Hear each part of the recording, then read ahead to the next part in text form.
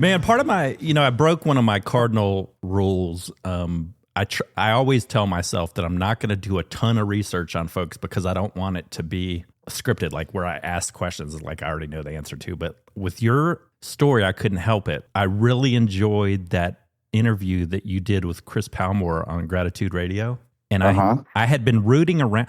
I'm a gambling addict. I have been a gambler for a long time. I've won lots of money. I've lost a lot of money. It's part of the reason why I got divorced. I'll kind of relate to you maybe, hopefully, as we talk, because one of the reasons why I wanted to talk on those dogs, huh? Shit, just about anything. Yeah. And then you did I found the one that you did with the Boogie on Rosie Woman podcast, and that was a great interview. I really loved how open you were on that one. Thank you. I'm still amazed that people even give a shit about what I have to say. Well, and I say all that to say that I don't want to you've told your story so many times and I didn't kind of know if there were any guardrails. I didn't want to make you relive all this stuff. But I thought I'd kick it off just by, you've been really open. I think our lives have been very similar. I've done all the shit that you've done, I think.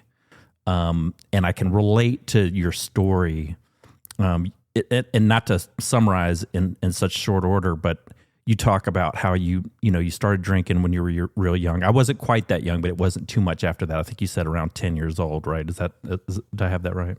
No, I would have been, it was the summer between, my first drink was definitely the summer between 7th and 8th grade. So whatever that would be, probably 12 or... But I wasn't drinking at that point. I was just we're gonna try this beer that my buddy's brother was in high school, and we got him to get us some beer, and we, did the thing that young dudes do. It's we're gonna camp out in the backyard, and it's we got some beers, and right. One of the things that was telling for me is the first beer I drank, which was a Bush Heavy. I'm pretty sure I slammed it. It wasn't I was immediately drinking for a desired effect. I was not drinking for any other reason than to get drunk. And that's there were many telltale signs, but that's definitely, in hindsight, that's one of them for sure. We were drinking Zima and Boone's Farm because we were poor, but we were drinking to get drunk for sure. Yeah, I think there were some Zimas involved in that night as well. That's hilarious. So, do they still make Zima? I don't know. That's a good question. Did y'all ever used to put the Jolly Ranchers in them, thinking you were doing something special? Did you? No, but okay. I know that people did.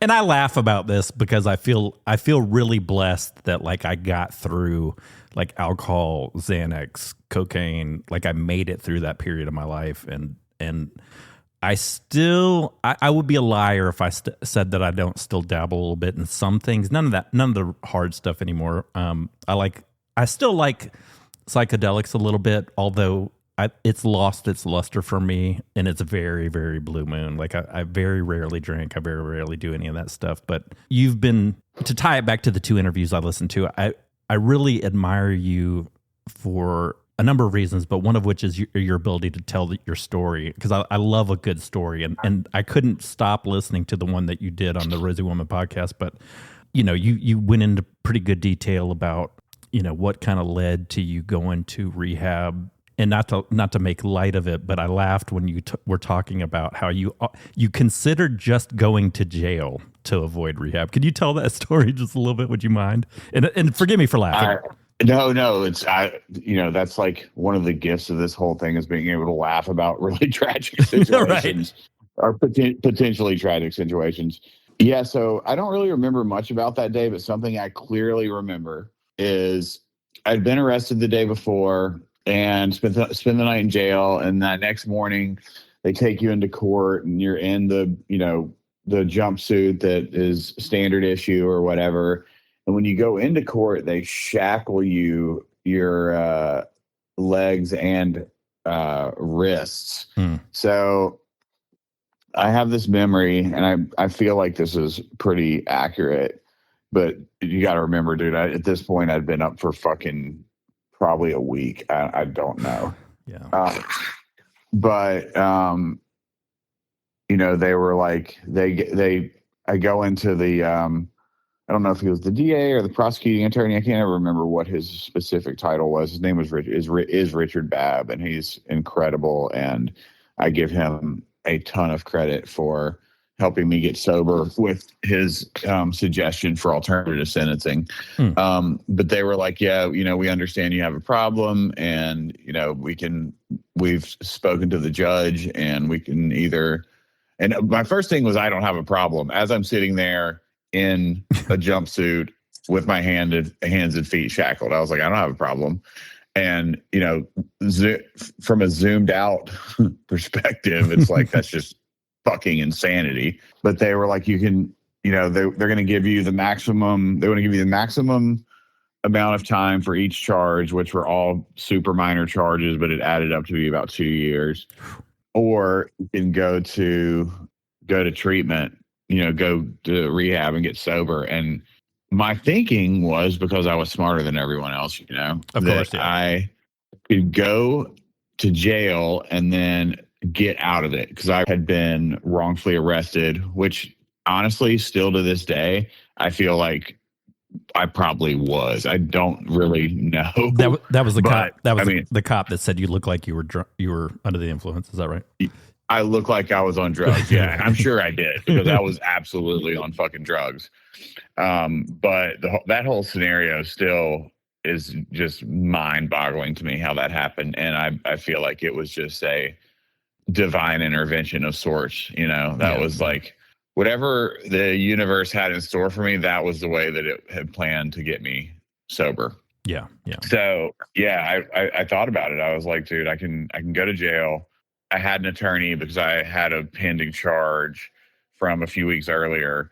And I was like, he can get me out of this, because he was a badass attorney, but he wasn't even answering my calls at that point, from what I can recall, because the town I'm from, Tupelo, it's essentially a pretty small town. So people were communicating, from what I understand. It's like, hey, we really need to use this opportunity to get him into treatment, or something. He's going to fucking die. Mm-hmm. So he wasn't answering my calls. And, I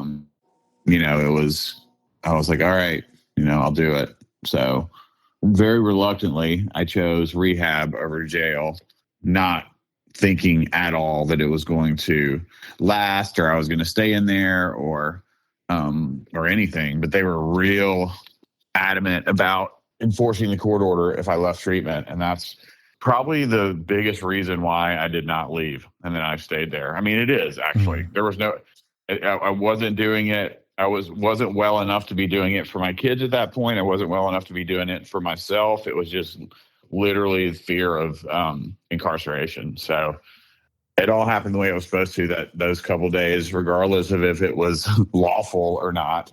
But yeah, and I was actually able to speak to the judge years later. I don't know who the arresting officer was, but it's I would not be opposed, and I would really like to at some point be like, hey, I know you probably don't remember this because it was now close to 11 years ago, but thank you. Right. Even though you were fucked up for arresting me that day. And maybe I just need to get over that part of that. It's like, whatever he did, it saved my life 1,000%.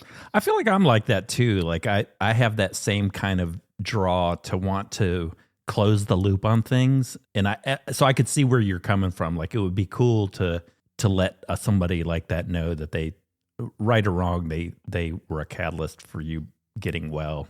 Yeah, for sure. And I mean, and also, admittedly so, I'm just like not a fan of cops. Oh, sure. Yeah, of course. So there's that's kind of loaded into my feelings about the way that guy handled things. And but whatever he did, ultimately I'm grateful for it, because it's, we wouldn't be sitting here having this conversation today otherwise. That's right.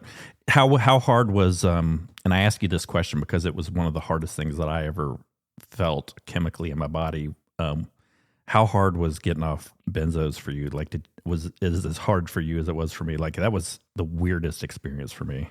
Oh, dude. So I don't think they understood the severity of my benzo addiction when I went into treatment. Mm-hmm. So I don't know, and this is no fault of theirs. Maybe it is. Who knows? That I wasn't really detoxed properly. So I was in drug-induced psychosis pretty quickly after I got out of detox. Mm-hmm. And 30 days into treatment, when people are starting to leave, I'm like in a hospital, strapped to a bed, not knowing how the fuck I got there, because I'd been in full-blown psychosis. They called my parents and had them come up there, and I thought I'd been in a car accident or something. I didn't remember I'd been in treatment, but I do remember, like, at one point I like go into my therapist's office, and those earlier days prior to like the actual psychotic break. And I was like, I think I've had my first spiritual awakening. I was like, I can control the clouds with my mind. And looking back on that, it's like, what the fuck, dude? So I'm clearly absolutely delusional at that point, and having visual hallucinations and auditory hallucinations, which I had like 6 months into recovery due to the benzo kick. And they told me that things were going to be bad with the benzo withdrawals. They're like, you're going to feel like shit for like 9 months to a year. Yeah. And it was awful. So it was rough, dude, as you know. Yeah. I didn't have it that long, but I had to take off work for about 2 weeks because I couldn't stop like shaking and stuff. It was awful. And you got to remember, like, on top of 10 milligrams of Xanax a day, I was drinking a fifth of whiskey and a 30 pack of beer. Right. Like, it was like, so I had those DTs to deal with. And like for the first 6 months, I had this like weird thing where the best thing I could equate it to is, have you seen The Matrix? Oh yeah. Those, when he like first sees the like machines, how they kind of spiral, like those metal things. So I felt like something was starting at the top of my spine and spiraling down my spine and out one leg or the other. And that was happening for like 6 to 7 months. And like my sponsor still says, dude, you were hallucinating still when you met me. Wow. And I got that sponsor, who I still have today, at like 6 months sober. So yeah, it was weird. Were you into Fish and like the Grateful Dead scene during the height of your substance abuse? Oh yeah, I have been in that scene since I was very young. I got into Fish in probably 93. Do you remember where and when you first saw him? Like, what was your first show? Oh, I saw my first show was 11/18/96 in Memphis, Tennessee. Nice. It was awesome.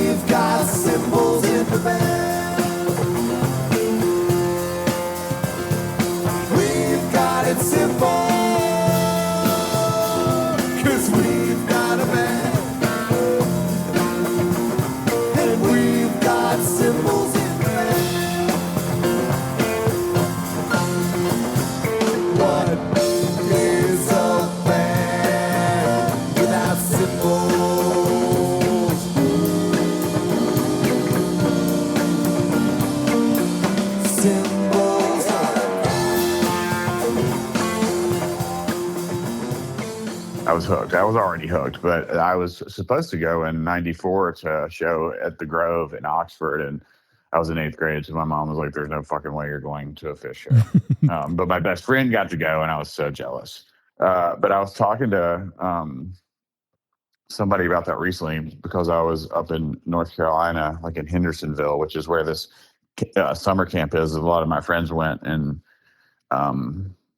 when we were young, like elementary and middle school. And I remember my buddy brought either Pitcher of Nectar or Hoist back from summer camp that year, like the summer after 5th grade, I think, between 5th and 6th. And I was just like, I love this. And I'd already been into the Dead because my aunt, who has since passed away, got me into them when I was really young. Yeah, my stepdad, so like this. My stepdad got me into the Grateful Dead. He was a big Deadhead. So yeah, to answer your question, yeah, I've definitely been in this scene for my entire life, pretty much. My entire, most of my life, I should say. Did you lose anybody, like any friends? And I asked the question only because I remember very vividly a friend of my stepdad's ODing on heroin in the parking lot of a show, and it still kind of baffles me that I would allow myself to get into heavy drug and alcohol use, knowing that this guy died, and it was a big thing at in our house. But did you ever see anybody or lose somebody like that? I've lost countless people that are really close to me. That started in college. My best friend passed from like morphine Xanax overdose, to stop breathing. And the way that we think in those situations is like we had to get rid of everything after he passed, and there was like a jar of like 200 bars, and my buddy and I had it. We were like, do we keep it? Do we not? Like, and I remember taking them into a Hardee's where I was living in college in Boone, North Carolina, and dumping out all those bars and just being like, but we were also like not knowing that we weren't going to stop doing drugs, you know? So it was like, what's the point of us fucking pouring these out right now, other than like the energy attached to it from our best friend that has literally just died. Now you talked about, so, and I think, eventually when you were in rehab, you saw kind of yourself improving a bit, and you turned the page. One of the things that struck me that you said in that interview was that the women in rehab told you that you'd do positive things if you could stay sober, that you had something. I wanted to ask you about your work that you do with Life 180, but kind of a more broad question is, do you think about that now that you have embarked on this mission to help others? Like, does that moment or that conversation, does that kind of linger in your mind? Just that these... It does. Yeah. I remember exactly where I was, which again is so strange because I was heavily medicated. I was heavily medicated for a long time. But I remember, I was right outside of the dining hall, and her name was Jewel, and she would do like our morning meditations and stuff. But this conversation was at some point, I feel like it was dark outside, and I was just like, yeah, fucking right. But yeah, it does. And I wonder how, they had that sort of vision, considering I was just fucking pissed, and, they saw something I didn't, that's for sure. One of the things I think I've struggled with since my divorce has been what it did to my kids. I think my youngest, my son, has still kind of struggles a little bit to understand kind of this hybrid living situation that we're in. And you've been pretty open about drug use during, the early years with your kids as being a big regret. But how did you go about making amends with them? And I know that takes time to heal, but you clearly have a much better relationship with them now. But how did you open up to them about your what you went through, and like how did you rebuild that relationship? I know it's kind of a long question. I don't really remember how I opened up to them about it. I remember... But you're not afraid to talk to them about it. I mean, they're aware. No. I just don't... No, I'm not afraid to talk to them at all about it. I'm like more than happy to, because I think it gives them the information as they get older and are exposed to more and clearly have the genetic predisposition to alcoholism, so they can like little Curdy has told me a million times, he's like, I'm not going to touch any of that shit. But I mean, he's not the first person to say that and then end up doing drugs, so I'm glad that just, today he's got that viewpoint. But, I think it's just a matter of like, and I think, and I've talked to colleagues about this. It's like, how do you try to get ahead of it? And it's just have open communication, honest communication. Like they know that they can come to me and talk about drugs or alcohol and they're not going to get in trouble. Right. I don't parent like that, and I don't think that it's effective. And I think that the more of an open dialogue we have, the better our chances are of them staying healthy. It sounded like. Go ahead. Sorry. No, you go ahead. Oh, I was just going to say. I think I remember you saying that a doctor, or maybe someone had told you that it was a good thing that it happened earlier in their lives. That like had it happened later, it probably would have been a lot more detrimental to them. Did I have that right? Like, do you think you got lucky in that regard? Yeah. Yeah. He was apparently one of the leading addiction specialists in the country. And, we talked a lot because of the severity of like what I had dealt with and the drug-induced psychosis and the reality of what would happen if I relapsed. And he was, I think that I was probably talking to him about being worried about the kids. And he said that anything before like 8 years old, the kids aren't really going to remember. And I think my kids were 8 at that point. So he was like, if you stay sober at this point, they're mostly only going to remember you as a sober dad. And I talk to them about it still. And they have memories of like very few things that happened. They're like, well, you gave us wine one time. I remember that. Your parents' guest in the little house is what we called my parents' guest house. They're like, you gave us this wine in the little house. And, I have no recollection of that because as you know, it's like if you eat a fucking ton of benzos and drink all the time, you don't remember anything. That's right. Ever. God bless. What's your, maybe a good transition. Tell us about Life 180. What is that organization about, and what do you do there? Intervention 180 is what it's called. Oh, sorry. Tell me about Intervention 180. You're good. The company was started by my boss and his business partner at the time, and it's an intervention. We do interventions, case management, recovery advocacy, monitoring, but it's basically, if you have a family member that needs help and you don't know how to get them from point A to point B, we come in and help with all that.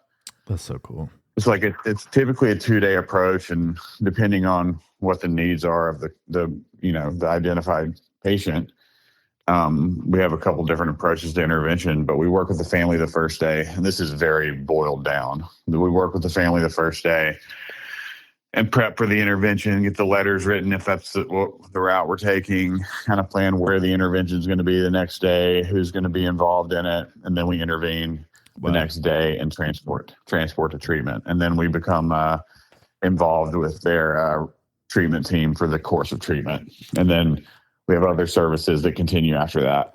Did I hear you say that one of your bosses, your boss, is he your sponsor, or was he was involved in your sobriety in some regard, right? Yeah. Well, my parents had hired him to do an intervention. Oh, got and it. And they didn't have to intervene because the courts did. So they rolled that into like case management, and he worked with me my first year. And he, like that woman in treatment that worked in treatment, was like, I really think you can do well at this, what we're doing. He had never hired a client at all. He was like, if you get 3 years sober, I'll bring you on board and you can start working with me. And he showed up in LA on my 3rd sobriety birthday and gave me business cards. That is so cool. That's awesome. What got you into, how did you get involved with Tab and Green Sky from a merch perspective? What led you to a career in that field? Well, when I got sober, I was like, my sponsor was like, what do you want to do? I was like, well, I want to work in the music industry, because I was literally like, I could restart my life at this point. Mm-hmm. And I was like, I want to work in the music industry. I want to be a tour manager. And so I started going to gigs with him because he's a musician, and just putting in time, carrying people's amps, fucking doing whatever, driving people around, whatever needed to be done. And then when Ghostlight became a band, I was like, okay, I feel like these guys have legs for sure. So I could get in on the ground floor here. At that point, I'd already been working with Dwayne Betts for a little bit in a couple different capacities. So I had some experience there. So I reached out to Ghostlight on Instagram, was like, hey, my girlfriend and I have some time and resources if we could help out. They were like, well, we can give you tickets for every show if you want to just come sell merch for us. So that's what started it. That's so cool. And then I tour managed Dwayne and his band Palmetto Motel. This was after I'd started working for Green Sky, though. But the Green Sky gig came about because they needed a fill-in, and Holly Bowling, who Ghostlight was her band, hers and 4 other people's, who she regularly plays with Green Sky. She's like the unofficial 6th member. Okay. And she suggested me as a fill-in merch guy for Green Sky, and I went on tour with them, and everything just clicked. And they were like, we want you to stick around. And my predecessor was ready to get off the road, and he trained me and was awesome and super instrumental to my success there. Rhodey is his name, and I love him very much. And shout out Rhodey. Yeah, definitely. And it just went from there. And then the Trey stuff, I was at Dick's a couple of years ago. Fish Dick's, for people listening to this that Right. are going to be like, what is he talking about? And I was starting to spend time at shows around Fish's merch guy, like dancing in the same spot. And we became friends. And I was like, I talked to him at one point. I was like, hey, I'm working for Green Sky now. Like, if there's ever any pointers you could give me on how to be a better merch person, I'd love to know. And so we just started chatting and just being homies, really, and just enjoyed each other's presence at shows. And it was set break at Dick's one night, and he just came up to me and was like, hey, I'm next year I'm going to be I want to spend more time with my kids, so I'm going to be stepping away from Trey. I'm still going to manage it, but I'm not going to be on the road. I'm just going to do Fish, because he's Fish's merch guy too. Okay. He's like, would you like to come and be Trey's merch guy? And I was like, well, fuck yeah. What a dream come true, So that's how that happened. And then the Fish gigs that I've gotten have just stemmed from that. And it's just been, for me, it seems just like normal, but if you would have told me that this was going to be what I was doing years ago, I'd have been like, that's absolutely insane. So tell me about what you do, like a day in the life of a show. You're setting up, obviously, point of sale, all the putting stuff out. Are you handling the logistics of the merchandise in and out of the show, or is that kind of happening with the band, or do you just show up? Oh, no, I do. No, I do all that. Tell me more.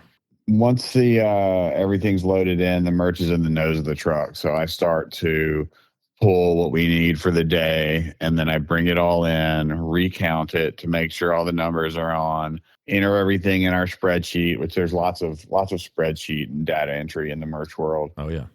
And set everything up. It's very hands-on. There's some venues that are what's called venue sales. So they do all that. I just bring them in the merch and then take it out. But if it's a artist sales, which is me, I do everything as far as like moving the merch off the truck into the venue, counting everything, setting it up, selling it, counting it again after the show, loading it back up, sending it back to the truck. And then I settle with the venue, which means, we have to make sure all our numbers match up and this is what we did. And if it's a venue that takes a cut, it's like, this is what we owe you. Do we agree on this? Yes or no? If not, we have to troubleshoot things. And it's a lot of math really late at night.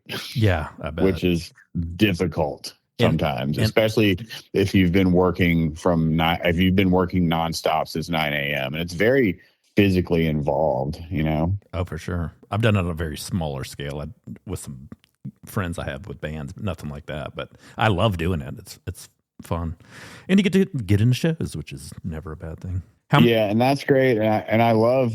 I'm definitely a natural salesman. That's what I've always done, and I dig that aspect of it. It can be draining at times when you've been on the road for a while and you're having a busy night and you're frazzled and something happens while you're busy. And, you got to be able to just really roll with the punches in that world for sure.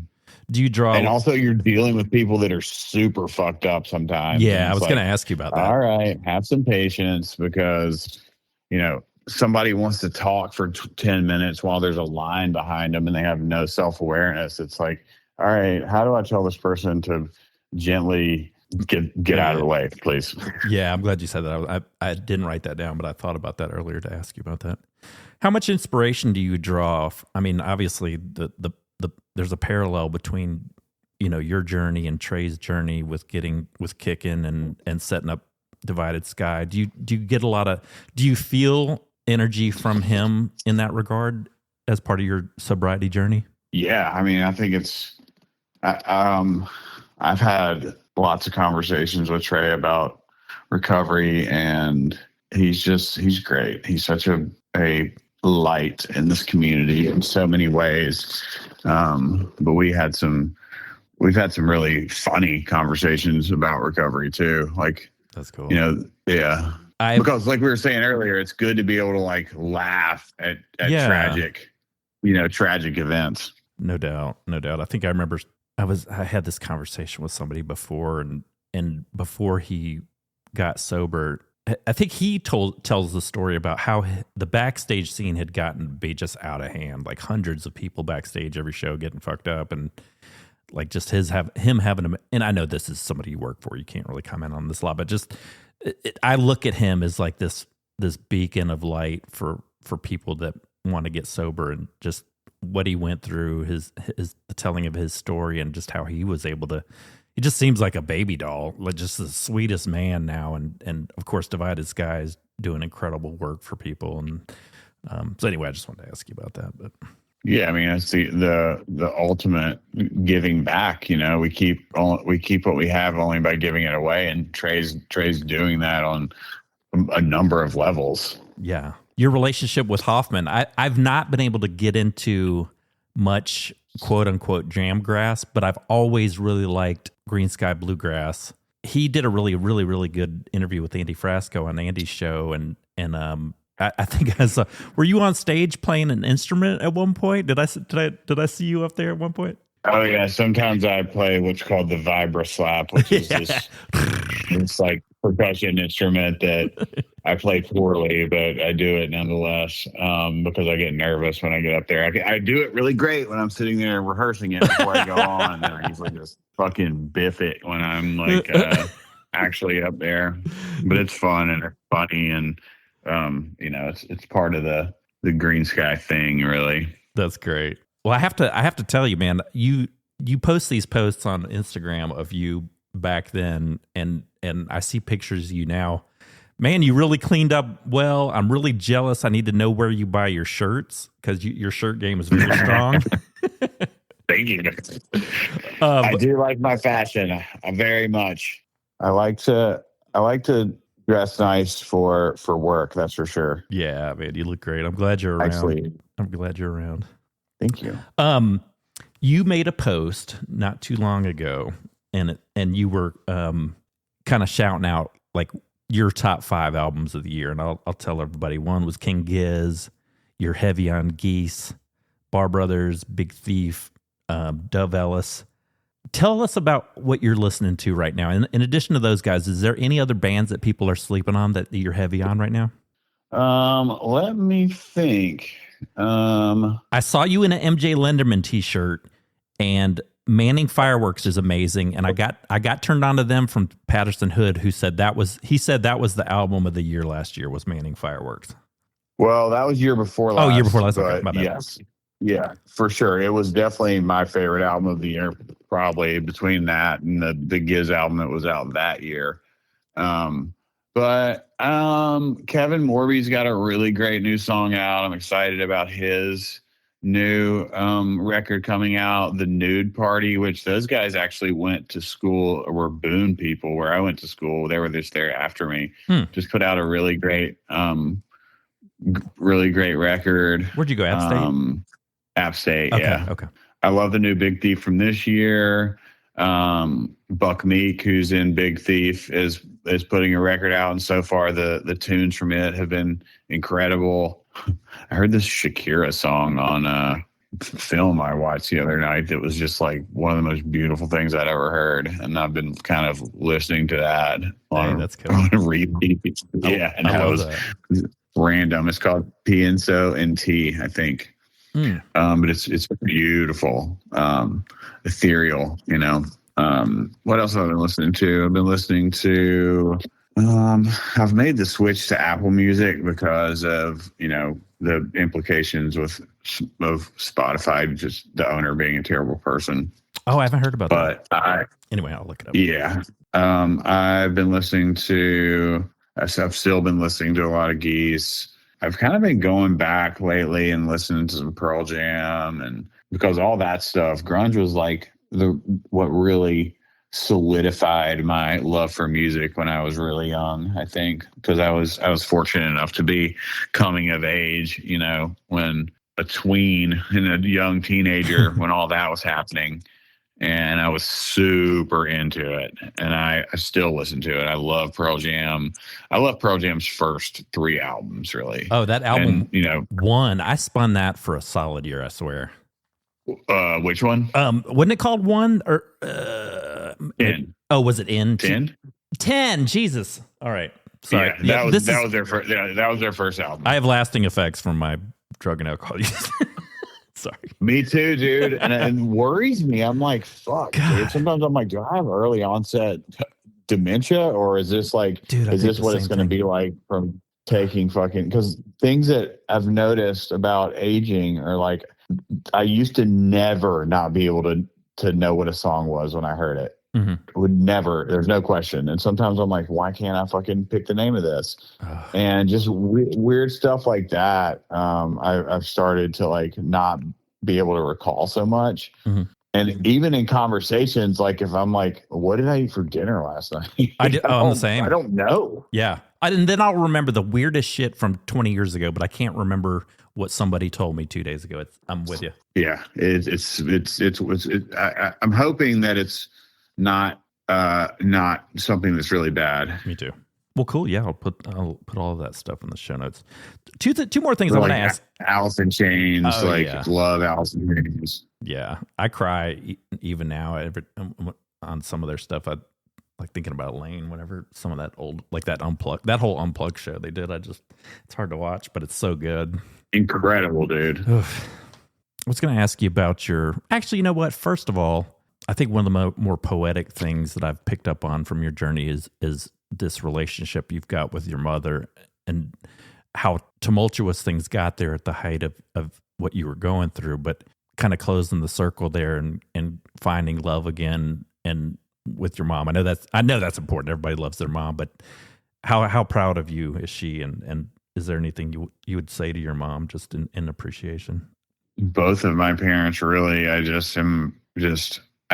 remember the first time I watched. Have you seen Beautiful Boy with Tim Chalamet and Steve Carell in it? I don't think so. It's about this kid. Timothy Chalamet is a drug addict, and it's kind of him going in and out of being sober and clean and being very much not, and how it affects his family. And I remember the first time I watched that, I was like, okay, it finally hit me, the shit that I put my family through. You know, because again, for me, it's easy to not know because I was fucked up on benzos the whole time. So I don't really have much recollection of the things that really scared them, you know? Mm-hmm. But it's been really nice over the years and it's not something that happened overnight either, you know? For our families that were in it with us, it takes a long time for them to like regain trust and to like kind of get past what happened, and that requires work on their part as well. Yeah. But yeah, it's been awesome, and I'm actually taking my mom on a sailing trip, and we're leaving late March, and it's like the first week of April, and it's this thing that Anders and our friend Ashley and Damien do. They do this thing called Rhythm and Sails, but this is like a private one, kind of. Oh, that's cool. The Rhythm and Sails is something they do in May. and this is a friend of ours is doing this private thing. So I'm taking my mom down to the Caribbean for like 12 days, and I'm really excited about that. I haven't had any time with her like that, maybe ever. That's so cool. That'll mean a lot. Yeah. When you think about, I'm a lot of people know you in the community. A lot of people draw inspiration from you. If there's somebody out there that's maybe struggling with something, I would venture to say maybe that the first step is often the hardest step. But what advice would you give to someone, or would resource maybe you'd point somebody toward if they need help and don't know where to start? Well, I think what I would tell them first is to like reach out to somebody that has been through it, or somebody that can help. But that's tough. People don't want to do it because typically they're just full of shame, guilt and shame, and don't want to reach out, or they don't think it'll work for them, or, it's just our brains are so hijacked at that point. It's really hard to make decisions that require critical thought, Yeah. I cried. Because all we're thinking about is getting high. I cried when I told one of my sisters on FaceTime that I had a gambling problem. It was hard to let out, but I felt so good when I finally admitted to it. And I'm sure. I'm proud of you, bro. Yeah. Process addictions are no fucking joke. Yeah. Dude. It's the weirdest thing, man. I not to go back, but and maybe this is the same with heavy drug users too, is sometimes I can't control myself. Like I will sit there and drain my bank account, and it hadn't happened in a while, and I'm in Gamblers Anonymous meetings. I'm doing those meetings. I actually did a couple AA meetings just to kind of understand the alcoholism that runs in my family. I'm not a huge drinker, but it did me good to get in there and meet some people and make some contacts. But yeah, it's a devil that lives inside of me that it's going to take some time, and I may forever have to be fighting this demon. But I get a lot of inspiration from you, and I'm so happy to finally meet you. And I just wanted you to know that you are a light, man. I live vicariously on tour through you, and it makes me really happy to see your posts. So keep doing what you're doing, man. It's I feel like you're making a difference, even if you do know it or if you don't know it. Thank you. Thanks for inviting me to do this and all your support. Yeah, of course. We'll have to keep in touch. I won't blow you up, but if I ever need some love, I may give you a shout. You do the same. Anytime, bro. I definitely will. Good to meet you, Curtis. Have a great rest of the day, man. I appreciate it. You too, brother. All right, man. Talk soon. All right, later. Hey, hey, hey. How in the world did we get this far? Hey, hey, hey. Holding tight to the tail of a shooting star. Hey, hey, hey. You're running circles around me now.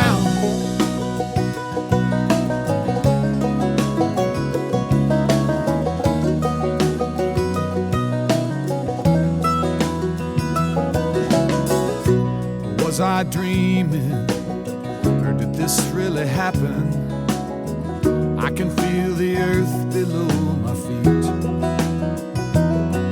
The world is turning fast and wild. I'm like a little newborn baby child who's never known regret or defeat. I am surrounded, tangled in the wire, drawn up tight to the calling and the rising frequency of the silent smiles and laughter of those that came before, and the definite sound of all this love falling down on me.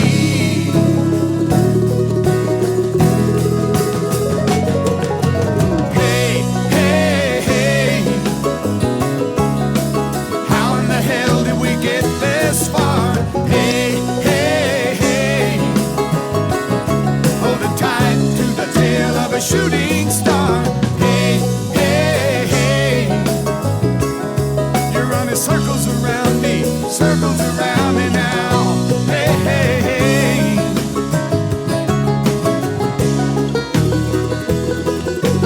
Hey, hey, hey. A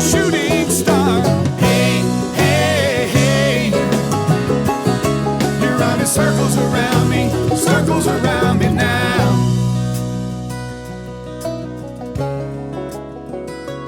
Around me now, circles around me now. You're running circles around me